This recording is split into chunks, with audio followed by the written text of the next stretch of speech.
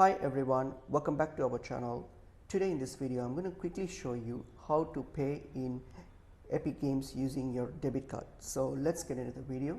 So open up Epic Games, and once you're on their site, log in to your account. If you have an account, just log in, and then what you have to do now, just select whatever that you want to purchase. So for example, let me use this one, this Prince of Persia, as a demo. So I'm going to buy this, so I'm going to place an order. So I'm going to hit on this buy now option.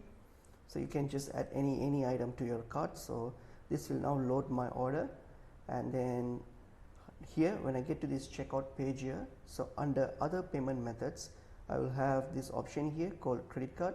So simply select credit card, and then here you'll be able to enter the details of your debit card. So either it's a Visa card or MasterCard. So these are the acceptable type of cards here, so you can just check that. So mostly if it's a Visa card, you can just type in the details of your debit card, your Visa debit card, and then once you're done with that, simply hit on place order. And that's it. Your order will be placed through your debit card that you just entered. So that's pretty much it is. It's pretty easy and a straightforward process. I hope this video was helpful. I will see you in another video. Thank you.